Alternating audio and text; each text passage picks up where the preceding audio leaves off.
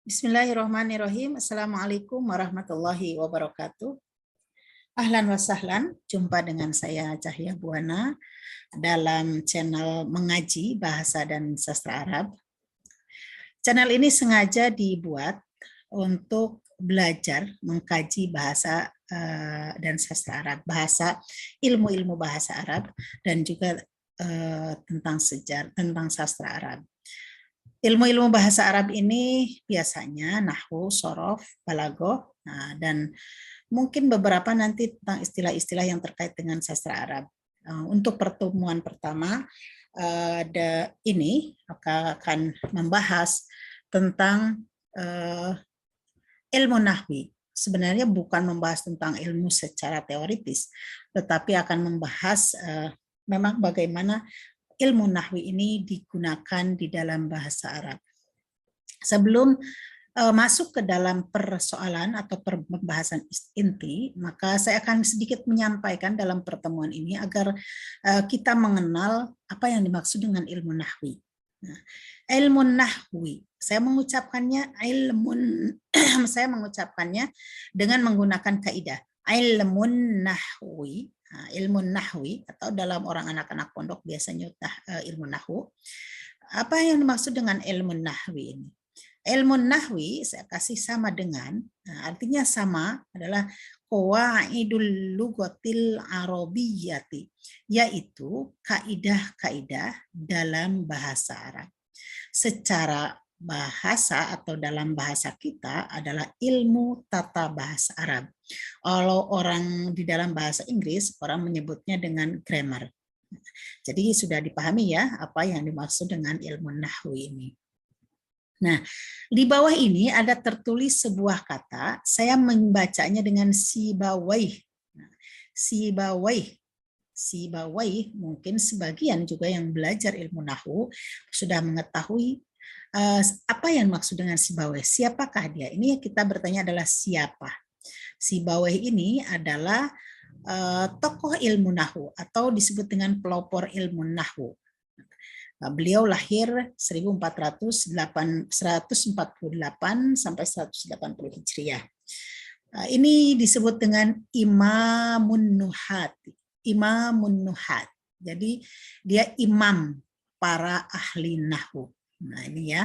Hanya mengenalkan sekilas saja tentang ilmu apa itu ilmu nahwu dan siapa pelopor dari ilmu ini.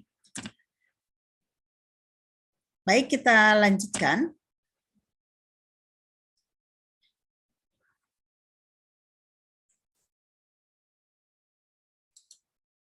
Baik, kita lanjutkan kepada pembahasan berikutnya. Ini yang akan mengkaji bahasa Arab. Bahasa sastra juga tidak bisa dilepaskan dari kajian-kajian ini terlebih dahulu, karena bahasa adalah dasarnya untuk memahami sastra lebih dulu.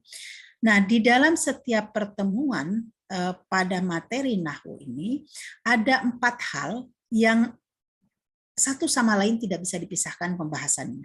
Nah, pertama akan berangkat dari qawaid, yaitu grammarnya. Karena memang secara khusus sesi ini adalah membahas tentang nahwu. Maka qawaid ini akan selalu disampaikan. Qawaid itu adalah kaidah-kaidah yang ada dalam kaidah-kaidah dalam bahasa Arab. Bagaimana yang baik dan yang benar sesuai dengan kaidah itu seperti apa. Berikutnya adalah mufrodatun. Mufrodat adalah kosakata. Kosakata apa yang akan digunakan. Dan ini akan juga menambahkan tentang kemampuan kita dalam bahasa Arab, karena akan menggunakan kosakata-kosakata yang baru dalam setiap pertemuan. Lalu berikutnya adalah ada tatbiq. Tatbiqun artinya adalah aplikasi. Artinya kita akan mengaplikasikan kaidah-kaidah ini dan mufrodat ini di dalam kalimat. Maka namanya tatbiqun, kita aplikasikan. Selanjutnya terakhir adalah i'rabun. I'rab di dalam pertemuan ini bukan i'rab yang panjang dan rumit. Nanti ada sesi tersendiri bagaimana kita mengi'rab Nah, mengi'rab sebuah kalimat dengan i'rab yang sempurna. Tetapi di sini kita hanya mengenal saja dasar-dasar dari i'rab. Karena di dalam sebuah kalimat yang paling kita harus ketahui apapun bahasanya adalah memahami subjek, predikat, dan objek atau keterangannya. Maka itu adalah yang pokok yang harus diutamakan terlebih dahulu. Baik, kita mulai dari pengenalan. Baik, kita mulai dari pengenalan mufradat atau kalimat. Di dalam bahasa Arab, sebuah kalimat tidak akan terlepas dari ismun, fi'lun, dan harfun. Apakah dalam kalimat bisa ismun saja? Bisa. Apakah fi'lun saja? Tidak. Nah, karena pasti dalam fi'lun itu ada ismun, ada isim. Nah, apakah harfun harus selalu ada? Tidak juga. Tetapi kalau ismun memang dia jangkauannya lebih luas. Lalu apa itu ismun? Ismun sebenarnya akan sulit kita tidak bisa menerjemahkan langsung menjadi benda, kata benda, karena selama ini menerjemahkannya selalu menjadi ismun adalah kata benda. Padahal di dalam kata sifat, gerund, dan lainnya itu ada dalam ismun. Nah, lalu bagaimana? Kita pahami dulu adalah fi'lun. Nah, fi'lun adalah kata kerja, harfun adalah kata sambung. Maka selain kata kerja dan juga kata sambung ini, kita bisa memahaminya bahwa itu adalah ismun. Nah, ini untuk memudahkan saja.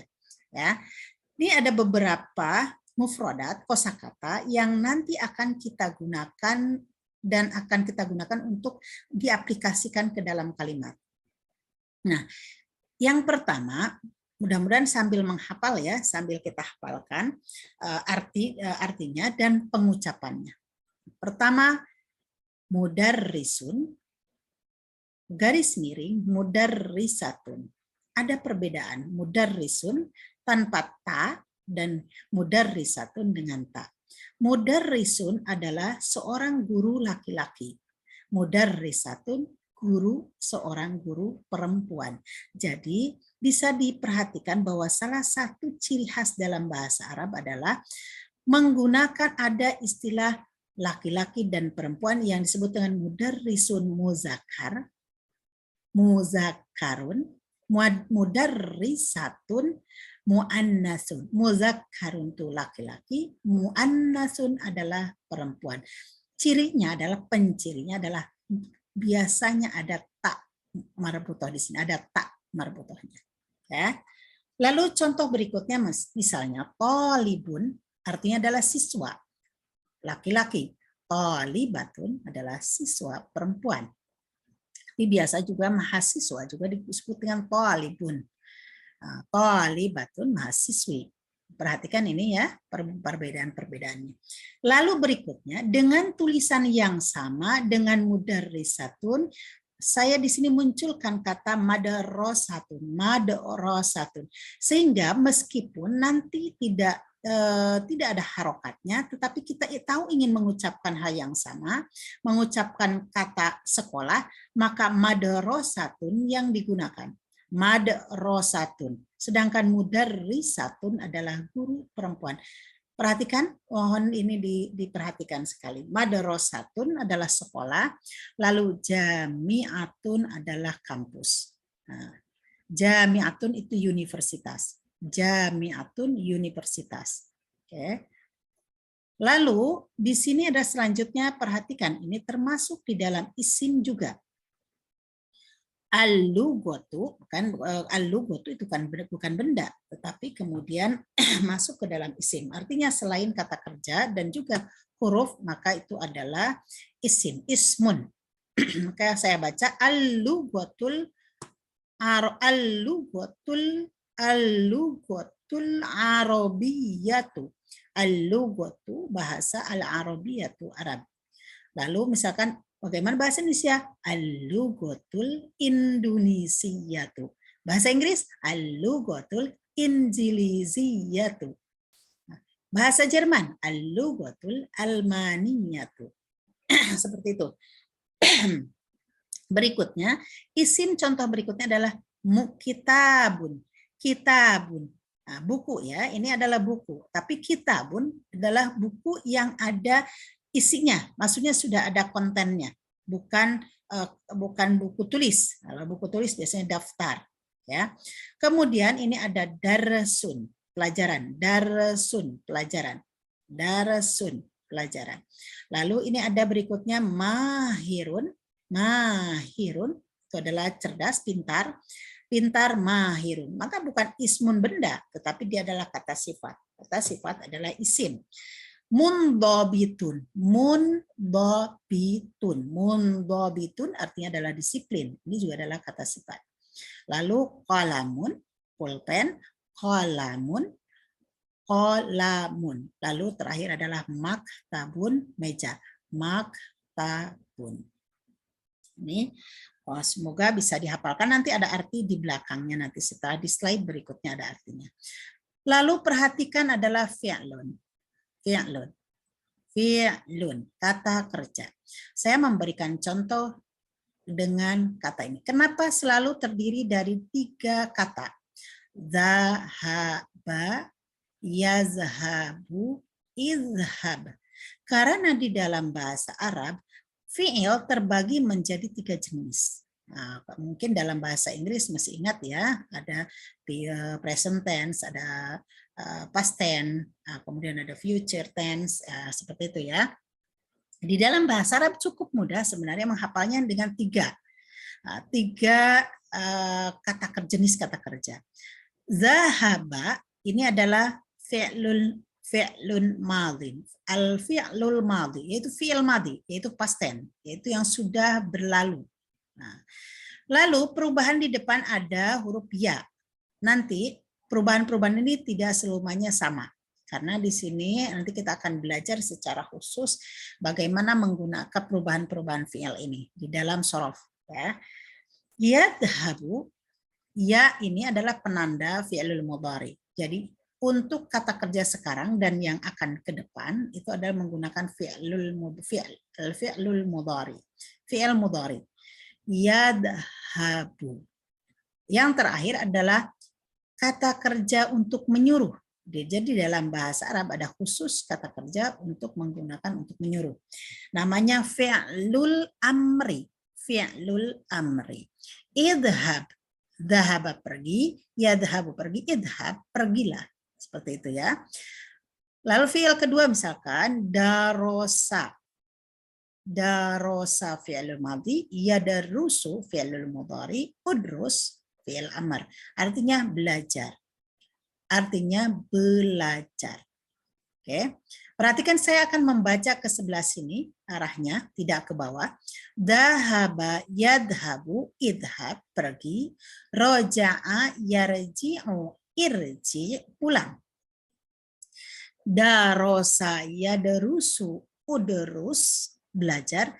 Perhatikan saya memberikan tasydid di tengah-tengah. Menjadi darosa yudarisu daris. Ini adalah mengajarkan. Mengajar. Ya, ketika darosa yadrusu belajar, maka darosa yudarisu adalah mengajar. Muncullah kata nanti mudaris di sini yaitu guru, artinya pengajar. Ya. Kemudian saya lanjutkan lagi kataba, namanya oke, kataba yaktubu uktub. Kataba yaktubu uktub adalah menulis. Kataba yaktubu uktub menulis. Berikutnya adalah qara'a yaqra'u iqra.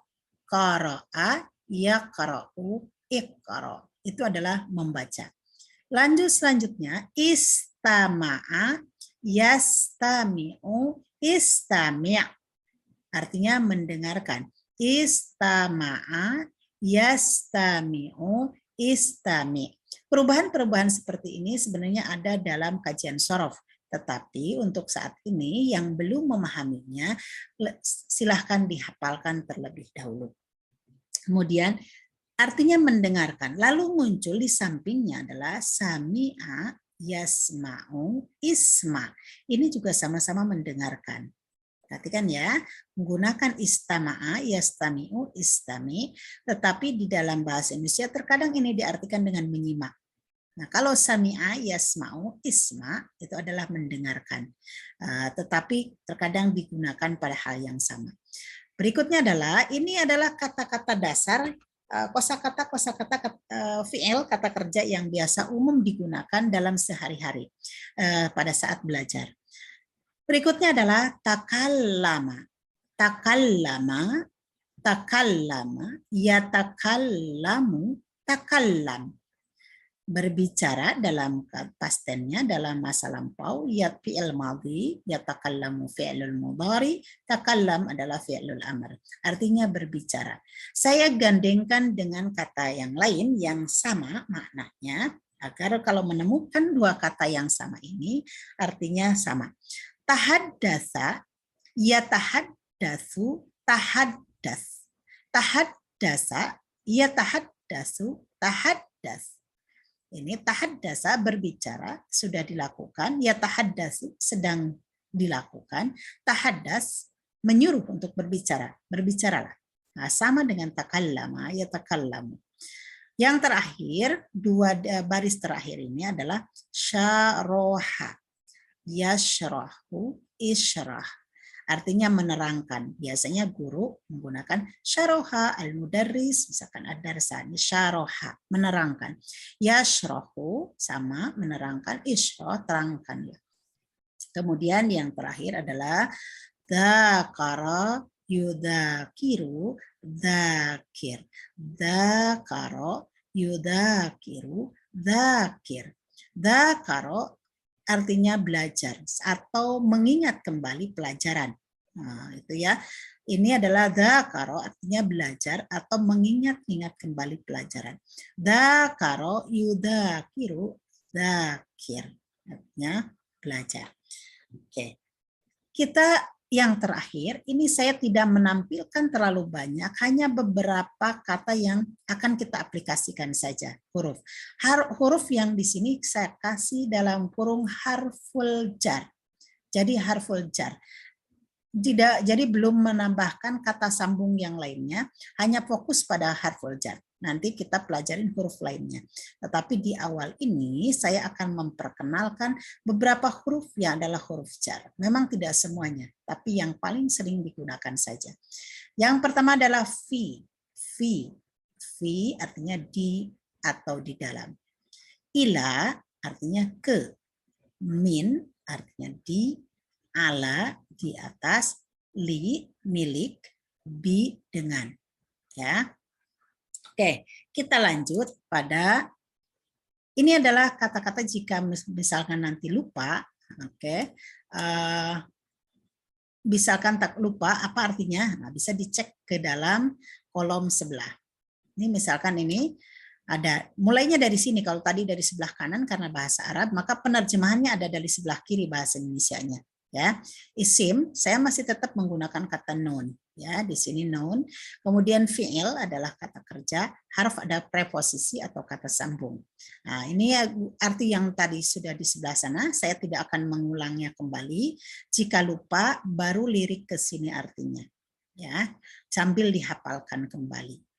Oke, kita lanjut kepada ini. Poin kita yang akan disampaikan pada pertemuan pertama ini. Ini kata yang pertama adalah saya bacakan dan saya ucapkan. Silahkan jika ingin mengikutinya. Al-jumlatu. Al-jumlatu. Oke. Jumlah bukan berarti di sini kita sedang membahas 1 tambah 1 jumlahnya berapa. Bukan itu. Tetapi kalau menemukan kata ini, al-jumlatu, harus bedakan tadi kalau kalimat di dalam bahasa Arab, tadi mufradat, saya memberi dalam garis miring adalah kalimat.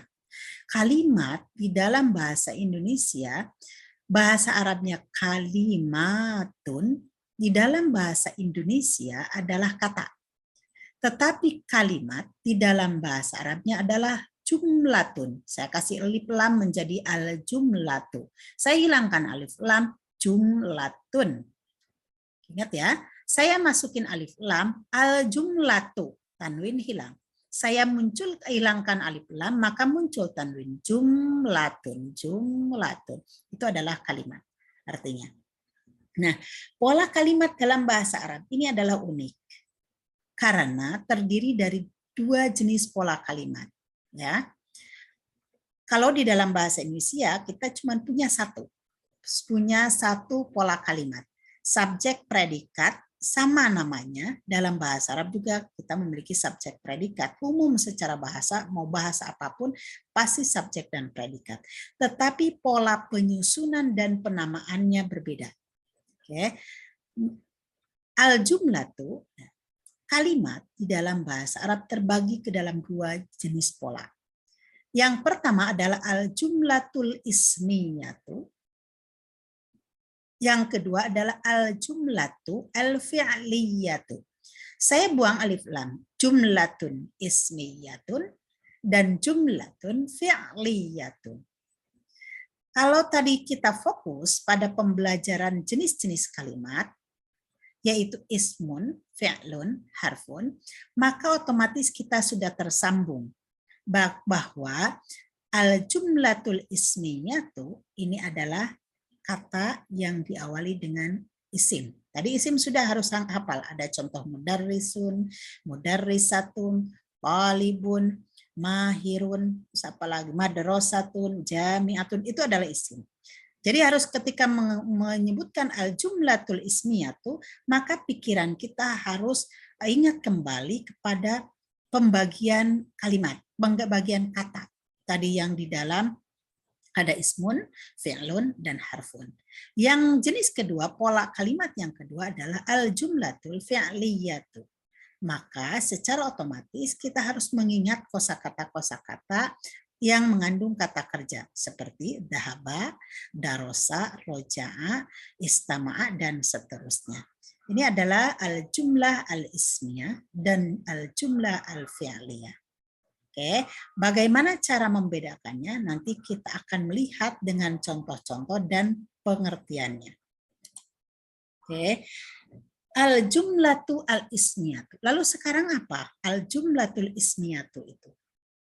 Oke, pola kalimat ismiyah itu seperti apa? Apa yang dimaksud dengan pola kalimat ismiyah? Saya mengambil dua definisi yang hanya untuk memudahkan saja. Untuk memudahkan pengertian tentang al-jumlatul ismiyatu. Oke. Saya bacakan dan silakan jika ingin dihafalkan. Al-jumlatu al-ismiyatu hiya itu adalah al-jumlatu allati tubda'u bil ismi. Al-jumlatu kalimat allati yang tubda'u dimulai atau diawali bil ismi dengan isim. Lagi-lagi kita harus kembali kepada pembagian kata dalam bahasa Arab ismun. Berarti harus semua isim berhak untuk menjadi subjek. Jadi al-jumlatul lati tubda'u bil ismi. Jadi sebuah kalimat dalam bahasa Arab yang diawali dengan isim. Isim itu apa saja tadi contoh-contohnya. Selain fi'il dan juga huruf, maka adalah isim. Maka berhak untuk mengawali sebuah kalimat dalam bahasa Arab. Oke. Pengertian kedua, ini adalah aplikatif. Lebih kepada aplikasinya. Al-jumlatu al-ismiyatu hiya, jumlah ismiyah itu adalah al-jumlatul lati, kalimat yang tata'allafu, terdiri dari min, mubtada'in wa khabarin. Terdiri dari mubtada, subjeknya berasal dari isim, wa khabarin, dan juga predikat. Tetapi namanya adalah mubtada. Kalau menerjemahkan ke dalam bahasa Indonesia menjadi rancu ketika menggunakan kata subjek. Karena nanti jumlah fi'liyah juga adalah subjek. Maka kita sebut dengan kata yang diawali dengan mubtada dan dilengkapi dengan predikat yang disebut dengan khobar mubtada. Ya, contohnya nanti kita lihat pada, untuk memudahkan kita lihat pada contoh-contoh nanti ya. Jadi ini strukturnya. Oke. Jadi sudah di sini sudah bisa mulai dipahami. Jadi diawali kalimatnya dengan isim. Ya, isimnya nanti namanya adalah mubtada. Pelengkapnya atau predikatnya yang menjelaskan isim tersebut disebut dengan predikatnya disebut dengan khobar atau khobar mubtada namanya. Oke, kita lanjutkan kepada pembahasan. Lalu apa al-jumlah al-fi'liyah? Al-jumlatul fi'liyah. Apa kalau gitu pola kalimat yang disebut dengan kalimat fi'liyah? Mudah sekali sebenarnya untuk tidak usah panjang-panjang definisinya. Al-jumlatul lati tubda'u bil fi'li. Jadi adalah kalimat yang diawali dengan fi'il, kata kerja. Kalau tadi diawali dengan isim. Ini harus fokus, ya. Maka kenapa penting disampaikan al-kalimat? Jenis kata dalam bahasa Arab ada ismun, fi'lun, dan harfun. Karena ini akan berimbas pada penguasaan kita pada pola-pola kalimat. Al-jumlatul lati tubda'u bil ismi, namanya al-jumlah al-ismiyah. Wal jumlatul lati tubda'u bil fi'li hiya al-jumlah al-fi'liyah. Mari kita cek bagaimana perbedaannya dalam kalimat. Oke, ini menghalangi, kita pindahkan dulu ke sini ke tengah. Oke. Contohnya, amsilatun minal jumlah al-ismiyah. Amsilatun, contoh, minal jumlah al-ismiyah, dari pola kalimat ismiyah. Amsilatun minal jumlah al-fi'liyah, contoh-contoh dari pola menggunakan pola kalimat fi'liyah. Saya akan membacakan dari sebelah kanan, karena bahasa Arab. Saya akan membaca dengan harokat yang jelas. At-talibu mahirun. At-talibu mahirun. Ada alif lam di sini, perhatikan, dan itu keharusan meletakkan alif lam di awal kalimat sebagai mubtada. Jika tidak ada alif lam, nanti akan ada pembahasan tersendiri. Sekarang yang pertama kali harus diingat adalah kecuali nama saya. Nama saya jangan dikasih alif lam ya. Karena itu sudah isim alam namanya. Sudah baku. Jakarta, nama tempat, nama saya Cahaya, itu jangan dikasih alif lam karena double, karena dia sudah namanya sudah ma'rifah. Nah, syaratnya mubtada itu harus ma'rifah. Salah satunya adalah menggunakan alif lam ini. Kalau yang sudah ma'rifah tidak usah dikasih alif lam lagi. Nanti kita bahas pada pembahasan berikutnya. At-talibu mahirun. Ini adalah struktur kalimat yang diawali dengan isim. At-talibu adalah mahasiswa atau siswa. At-talibu dijelaskan oleh kata mahirun. Ini adalah khobarnya, predikatnya. At-talibu mahirun. At-talibu mahirun. Wat-talibatu mahiratun. Lalu, ini kalau sudah dipahami di sebelah kiri, mari kita cek ke sebelah sini. Apa kata yang mengawali dalam kalimat ini? Yaitu kata yaktubu. Yaktubu. Yaktubu artinya adalah menulis. Tadi sudah ada di sebelumnya. Yaktubu adalah menulis. Di dalam bahasa Indonesia pola ini tidak ada. Karena tidak ada menulis siswa. Yang ada siswa menulis. Tetapi di dalam bahasa Arab inilah keunikannya. Maka ini harus dikuasain. Yaktubu at-talibu al-mahiru ad-darsa. Siswa yang cerdas, yang pintar, menulis pelajarannya bil qalami dengan pulpen. Wa taqra'u at-talibatu, sedangkan siapa ini? Siswa mahasiswi atau siswi perempuan, siswi membaca, siswi yang al-mahiratu, yang cerdas, membaca al-kitab, buku. Ya. Sudah bisa dipahami ini? Yaktubu at-talibu al-mahiru ad-darsa. Dari sini kita menerjemahkan dalam bahasa Indonesia subjeknya, ya. Tetapi penamaannya nanti akan disampaikan bahwa ini berbeda nama. Subjeknya dari mana? At-talibu tetap subjek. Karena dia adalah topik utama dalam kalimat ini. Nah, siswa yang pintar sedang menulis pelajaran dengan pulpen. Wa taqra'u talibatu al-mahiratu al-kitaba. Sedangkan siswi ini sedang yang pintar sedang membaca buku. Oke, sudah bisa dipahami sini. Jadi perhatikan seluruhnya ke bawah sini, semua diawali dengan isim, diawali dengan kalimat ini dengan isim. Sedangkan ini semuanya diawali dengan fi'il. Saya akan membacakannya. Al-mudarrisu mundobitun. Al-mudarrisu mundobitun. Pak guru ini disiplin. Wal mudarrisatu mundobitatun. Dan bu guru juga disiplin. Ya. Kemudian ke sini perhatikan, yadhabu at-talibu ilal madarasati. Siswa, perhatikan dari sini tetap subjeknya tetap di sini. Tapi diawali dengan kata kerja.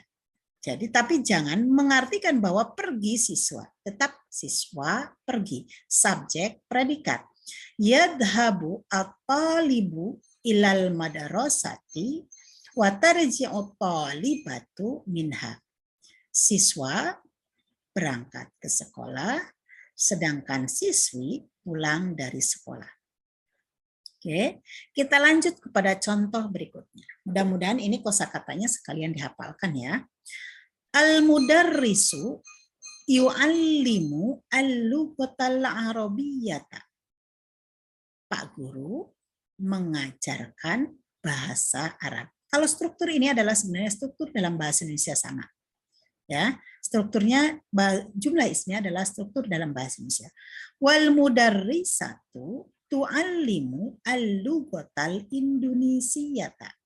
Pak guru mengajarkan bahasa Arab, sedangkan Bu guru mengajarkan bahasa Indonesia. Oke, lalu kita geser ke sini. Yashrahul mudarrisu ad-darsa. Yashrahul mudarrisu ad-darsa. Wa yastami'ut talibu ilaihi. Dan mulai tetap dari sini menerjemahkannya. Nah, Pak guru menjelaskan pelajaran dan siswa mendengarkannya. Oke, kita lanjut kepada contoh berikutnya. At-talibu fil jami'ati. Perhatikan ini adalah jika yang pertama adalah talib dijelasin menggunakan kata sifat, penjelasannya seperti at-talibu mahir, siswa itu cerdas, pintar. Al-mudarrisu mundobitun. Pak guru itu disiplin. Yang contoh ini dijelaskan menggunakan kata kerja predikatnya. Nanti kita akan membahas tentang jenis-jenis predikat dalam bahasa Arab. Al-mudarrisu yu'allimu al-lughatal arabiyyah. Pak guru mengajarkan. Nah, ini kan mengajarkan fi'il. Berbeda dengan predikat yang di sini, khobarnya berbeda. Ini khobarnya menggunakan kata sifat isim lagi, sedangkan ini menggunakan kata kerja atau fi'il. Lalu perhatikan yang berikutnya. At-talibu fil jami'ati wat-talibatu fil madarasati. Siswa, mahasiswa ada di kampus, di universitas. Wat-talibatu fil madarasati. Sedangkan mahasiswi ini ada di sekolah. Nah, fil jami'ah adalah predikat. Artinya yang menjelaskan tolib ini. Maka ini jenisnya menggunakan predikatnya dari namanya huruf jar majrur. Jadi satu kesatuannya. Ya, ini perbedaannya. Nah, kalau yang di atas menggunakan isim langsung, lalu menggunakan kata kerja, lalu di sini adalah menggunakan huruf jar, namanya huruf jar majrur. Dan bukan huruf jeda karena dia tidak sempurna tanpa ada isim yang menyertainya. Oke. Contoh lainnya di bawah, al-qalamu lit-talibati. Al-qalamu lit-talibati. pulpen ini punyanya siswi, punya mahasiswi. Wa huwa 'alal maktabi, dan pulpen itu ada di atas meja. Perhatikan li adalah huruf jar, sama dengan fi huruf jar juga. Ini adalah jenis predikat yang ketiga. Nanti akan dibahas selanjutnya jenis-jenis predikat tersebut dalam sesi berikutnya. Nah, berikutnya ini saya hanya ingin, karena sudah insya Allah sudah bisa dipahami perbedaan tentang jumlah ismiyah dengan jumlah fi'liyah. Maka ini ke bawah semuanya adalah contoh-contoh dari jumlah fi'liyah. Misalkan berikutnya tadi sudah ya, yashrahul mudarrisu ad-darsa wa yastami'u talibu ilaihi. Pak Guru menjelaskan pelajaran dan siswa mendengarkannya. Yang terakhir misalkan ini, yatahaddasu al-mudarrisu bil lughatil arabiyyati wa yatakallamu talibu bil lughatil indonesiyyati. Mulai dari mana kita menerjemahkannya? Tentu saja dari subjeknya. Nanti nama subjeknya akan dijelaskan di bawah ya. Ini adalah al-jumlah fi'liyah. Pak Guru berbicara, ya tahaddatsu, ingat tadi bahwa kalimat-kalimatnya sebenarnya al-mudarrisu, Pak Guru berbicara dengan bahasa Arab. Nah, sedangkan siswa berbicara dengan bahasa Indonesia. Yang terakhir adalah tudakiru, bukan tadakaro, membacanya adalah tudakiru. Tudakiru. Tudakiru, karena menggunakan fi'lul mudhari ya. Tudakiru talibatu ad-darsa.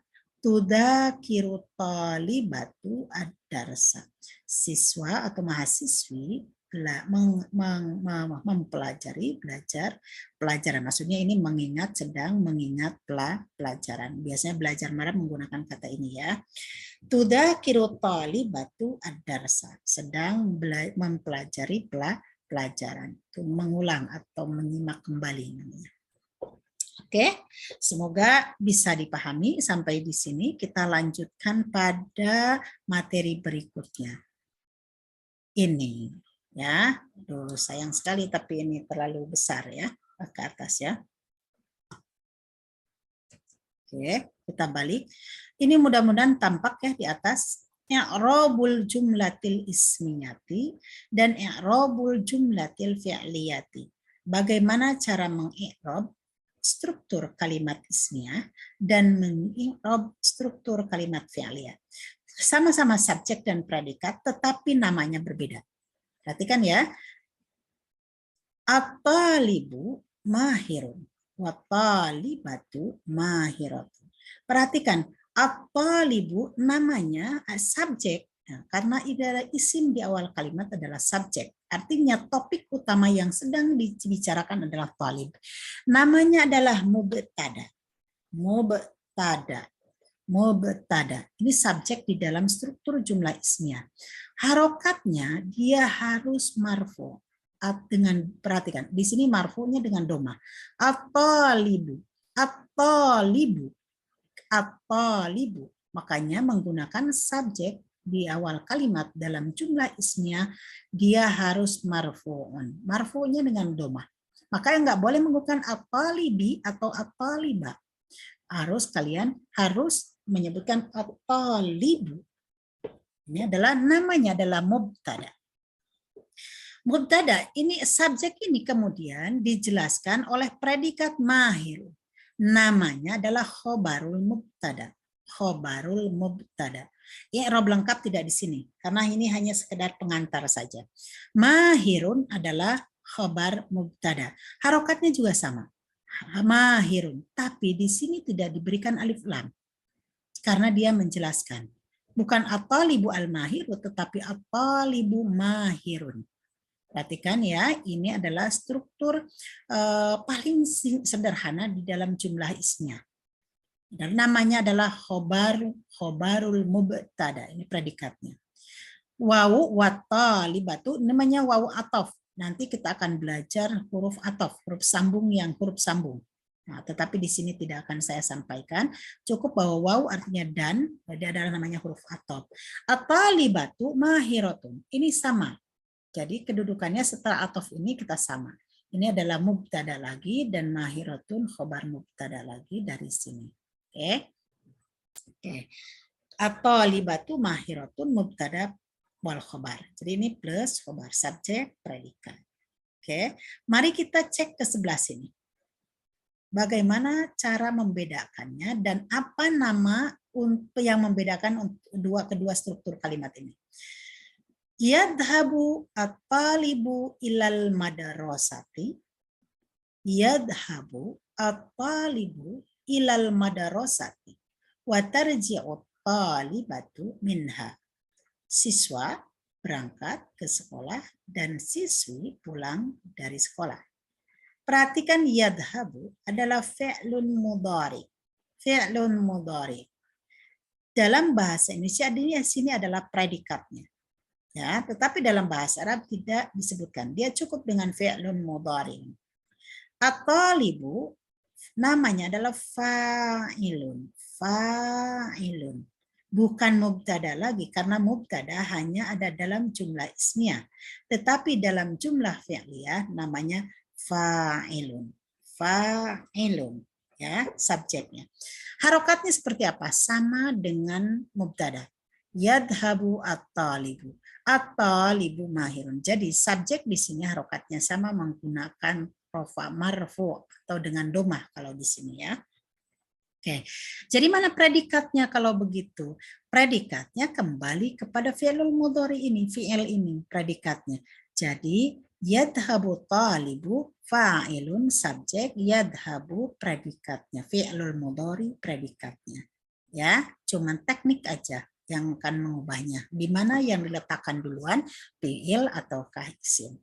Ila harful jar, al-madrasah ismun majrur. Karena ila tidak bisa sendiri tanpa ada mau ke saya, siswa berangkat ke, tidak mungkin. Siswa berangkat ke. Maka ila sama seperti ke, kita tidak akan bisa memahaminya tanpa ada isim, tanpa dilengkapi dengan kata berikutnya. Maka ilal madrasati, madrasatinya itu adalah pelengkap daripada ila, maka disebut dengan ismun majrur. Nah, isim majrur itu isim yang dikenai oleh ila ini. Ini adalah satu komponen ya, tidak bisa dipisahkan.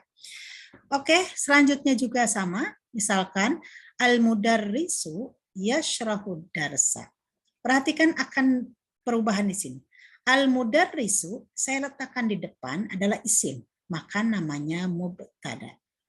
Yashrahu adalah fi'il saya letakkan setelah al-mudarrisu.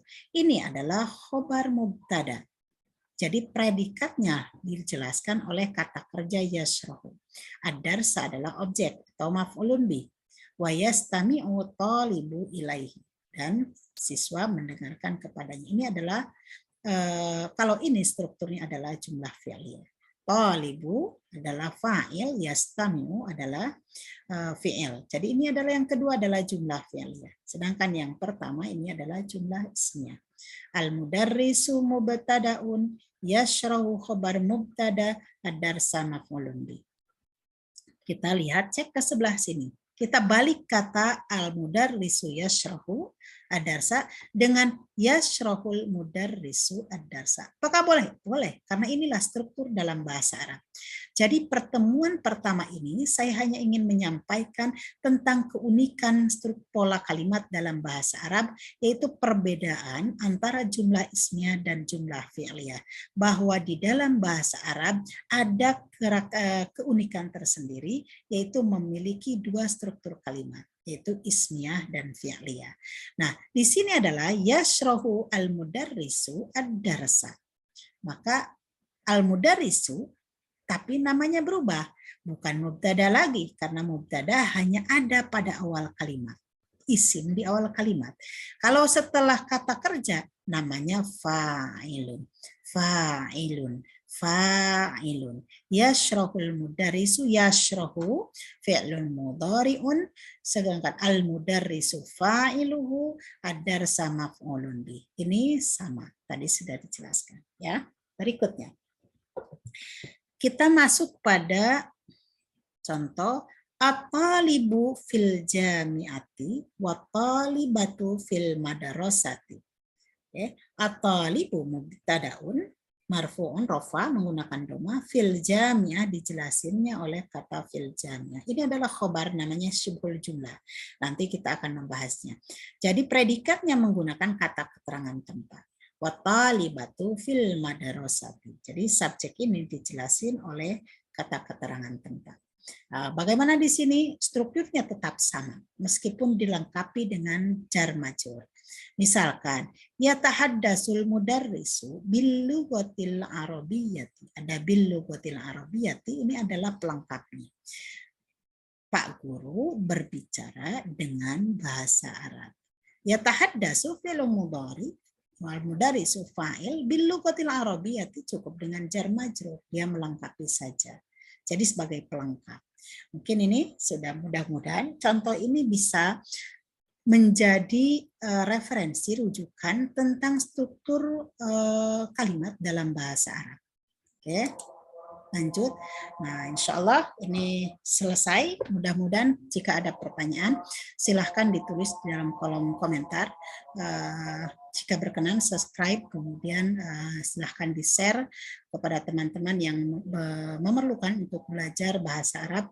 Pada sesi ini adalah tentang Nahwu, dan insya Allah akan dilanjutkan dengan materi berikutnya. Insyaallah sanaltaqi fil madati tsaniyah wa hiya al-jumlah al-ismiyah. Assalamualaikum warahmatullahi wabarakatuh.